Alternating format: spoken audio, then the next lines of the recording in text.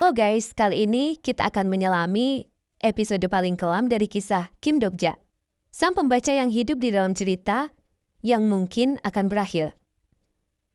Dalam dunia yang runtuh oleh kehendak para dewa, hanya sedikit manusia yang masih bertahan dengan keyakinannya sendiri.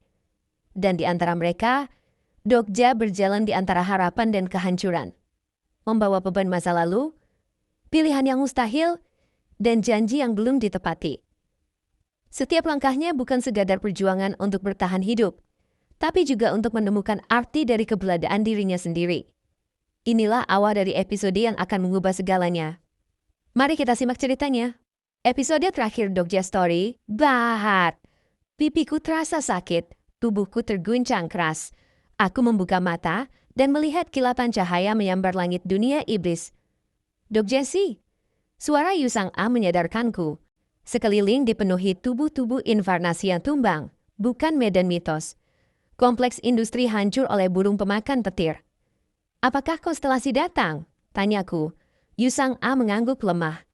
Pesan sistem melayang, pemenangnya belum diumumkan. Lee Hyun Song terluka parah. Aku segera membeli item penyembuh dan membagikannya kepada rekan-rekan. Biayanya lebih dari 400.000 koin, tapi ini bukan saat memikirkan uang. Ajusi, Shin Yoso memanggil lirih. Aku memintanya beristirahat. Namun, ledakan besar mengguncang medan. Semua anggota tim ada di sini, kecuali Yu Jong-hook. Seseorang sedang bertarung melawan konstelasi. Dinding keempat bergetar lemah. Bodoh sialan itu. Ajusi, jangan ke sana. Kau akan mati. Yusung memeluk pinggangku sambil menangis. Aku menatapnya, lalu berkata pelan. Tolong jaga Yusung sebelum berlari ke medan bertempuran. Tekanan sihir dari pusat medan terasa menyesakan. Di sanalah Yu Jong-hook. Kim Dokja berpikir, apakah ada cara? Tidak mungkin. Metode itu terlalu gila. Aku membuat keputusan gila. Aku investasikan 3 juta koin untuk kekuatan, fisik, kelincahan, dan sihir. Tubuhku meledak dalam percikan cahaya. Otot, tulang, dan darah berubah. Semua statusmu melebihi 200. Rasa sakit luar biasa, tapi kini aku lebih kuat dari manusia manapun. Aku melaju cepat, memanggil, Yu Jong-hook. Di pusat medan, ia berdiri di depan cahaya surya, sekarat. Tubuhnya hangus, lengan kirinya hilang, tapi ia masih menggenggam pedang iblis hitam. Dinding keempat bergetar hebat. Dasar idiot itu, teriakku. Tapi pendiri umat manusia menghadang, mengayunkan tombak primordial. Aku mengaktifkan electrification, petir putih menyambar, membuat konstelasi terhuyung-huyung. Aku berdarah, tapi bertahan. Para konstelasi terkejut. Aku menjerit, Asmodeus, jika kau Raja Iblis sejati, tepati janjimu. Langit bergetar. Raja Iblis nafsu dan amarah telah muncul. Asmodeus turun. Sosok gadis kecil dengan aura hitam tertawa gila. Cengkraman berdarahnya mencabik para konstelasi. Aku memanfaatkan kekacauan itu untuk memanggul Yu Jong-hook dan melarikan diri. Bangunlah, kumohon. Tapi tubuhnya ringan. Hampir lenyap. Aku menjejalkan pil pemulihan hebat, namun ia tak sanggup menelannya. Ujung jarinya mulai menghilang. Cahaya keluar dari dadanya. Yu Jong-hook berpikir, hentikan, jangan lakukan itu. Hidup ini berakhir di sini. Sialan, jangan. Fragmen kisah berjatuhan dari wajahnya. Stigma regression level 3 diaktifkan. Aku berteriak pada langit, aku bisa menyelamatkanmu. Tapi sponsornya diam saja. Lalu satu pesan muncul. Inkarnasi Yu Jong-hook menatap sponsornya. Tubuh yang compang-camping itu menatap ke atas dengan satu mata berdarah. Inkarnasi Yu Jong-hook melawan sponsornya. Seluruh kisah Yu Jong-hook menolak kematian. Inkarnasi Yu Jong-hook menolak regresi. Tubuh Yu Jong-hook bergetar hebat. Aku tidak bisa mati. Aku tak akan mati di sini. Ia menolak untuk regres. Sponsornya diam untuk pertama kali, lalu stigma regression level 3 dibatalkan. Yu Jong-hook roboh, memohon agar diberi kekuatan untuk hidup. Aku menghancurkan pil pemulihan hebat dan memberikannya. Cerita yang membentuk tubuhnya mulai stabil. Kisah pekan hidup dan mati ingin berlanjut. Aku tertawa. Kini kami benar-benar hidup dan mati bersama. Sambil mengindung Yu Jong-hook, aku berlari di tengah serangan konstelasi. Kamu manggil Raja Iblis itu. Alam demonia ke-73 akan hancur. Aku menyerang kembali dengan Electrification dan Unbroken Faith, tapi jumlah musuh terlalu banyak. Langit gelap, bintang-bintang lenyap. Para Raja Iblis turun, termasuk Asmodeus. Namun, mereka bukan sekutuku. Raja Iblis pencipta kekacauan dan filsuf mayat telah muncul. Aku berteriak agar semua mundur, tapi Han Mengiwak justru berlari ke arah Asmodeus.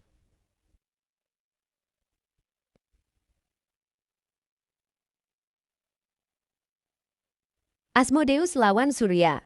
Asmodeus tertawa meski tubuhnya hancur diserang konstelasi. Mengapa berpihak pada manusia, Asmodeus? Tidak berpihak, hanya merasa ini menyenangkan. Mereka berdebat tentang Demonic King of Salvation atau Kim Dokja. Surya menyebut kisahnya biasa saja, tapi Asmodeus menertawakannya. Kau iri karena tak bisa mencapai akhir. Dia mengejar skenario terakhir. Surya menusuknya dengan tombak cahaya. Saat nyawanya hampir habis, Han Mengiwek muncul dan menyelamatkannya, meski satu lengannya hilang. Asmodeus tersenyum heran. Benar-benar, skenario yang menarik. Pertarungan terakhir. Kim Dokja memutuskan membawa semua rekan melawan konstelasi. Lee Hyun Song, Yu Sang-a, guru pemecah langit dan Shin Yusung berdiri bersamanya. Pertarungan sengit pecah. Mereka terluka parah, tapi tak mundur. Jang Hayong bergemetar, ingin membantu tapi terlalu lemah. Ia memohon melalui Unidentified Wall agar konstelasi menolong Dokja, namun semua pesannya ditahan oleh kekuatan lebih tinggi. Aku dilarang mengirimnya. Kirim semuanya sekarang. 124 pesan telah dikirim. Langit bergetar. Satu persatu konstelasi menjawab panggilan itu. Maitreya bermata satu telah masuk ke kanal. Perancang rahasia telah masuk ke kanal. Bintang-bintang bergerak. Keseimbangan berubah, dan Kim Dokja akhirnya tidak sendiri lagi. Kim Dokja berdiri di hadapan para konstelasi yang dulu berpihak padanya, termasuk Soe Ilpil, roh pertama Joseon, dan pedang pertama Goreo. Di antara mereka, muncul sosok yang paling dinantikan, perencana rahasia. Semua sekutunya kini hadir, termasuk Hakim Demoniak Api, tahanan dengan ikatan kepala emas dan naga api hitam dari jurang. Surya sang dewa matahari dari Vedas memperingatkan Kim Dokja bahwa para konstelasi tak akan melakukan tindakan bodoh seperti manusia. Saat ia menertawakan usaha Dokja, tanah berguncang, dan dari rawa muncul pemangsa rawa gegabah, konstelasi dari asosiasi gourmet. Ia datang bukan sebagai musuh, tapi untuk melunasi hutang. Sang kadal raksasa menyerang konstelasi lain, menentang Nebula tanpa takut. Pertarungan besar pun terjadi. Surya bangkit ke langit dan menembakkan cahaya dahsyat padaku. Tubuh Dokja terkoyak, tapi ia terus bertahan sambil menunggu pengumuman pemenang permainan kedua. Surya lalu menarik kekuatan Vedas, menjelma menjadi raja dari 12 Surya, dewa yang memancarkan kekuatan unggul. Aku mengaktifkan stigma lagu pedang level 3, berusaha mencari titik lemah Surya. Namun, seluruh tubuh dewa itu hijau, menandakan tak ada kelemahan. Surya mengejek, sejarah manusia tak akan melampaui dewa, tapi Kim Dokja menolak menyerah dan memanggil sekutunya. Datanglah pedang pertama Goreo. Meteor turun, dan Chok Ejun Yong muncul. Kini telah berhasil naik menjadi konstelasi tingkat naratif. Ia menyatakan bahwa kini ia bisa membayar hutangnya kepada Kim Dokja. Bersama-sama mereka melawan Surya, meski perbedaan kekuatan tetap besar. Saat mengeluarkan kalimat-kalimat dari kisah raksasa sebelumnya, para Raja Iblis ikut turun, termasuk pencipta kekacauan. Situasi semakin buruk sampai terdengar tembakan meriam. Ajusi, aku di sini. Lee Ji-hye muncul dengan armada gantunnya menyerang Raja Iblis, namun kekuatannya tak cukup. Saat ia hampir diserang, Jung Hae-won datang, menepuk bahu Dokja dan berkata, "Kau melakukan ini sendiri lagi ya." Ia maju ke medan pertarungan, dan tiba-tiba aura malaikat menutupi tubuhnya. Sayap dinasti muncul di punggungnya. Konstelasi Hakim Demoniak Api telah turun ke alam demoniak ke-73. To be continue. Dan di akhir semua ini, Kim Dokja kembali menatap langit yang porak-poranda, seolah mencari jawaban yang tak pernah ada. Mungkin ia bukan pahlawan, bukan juga penyelamat.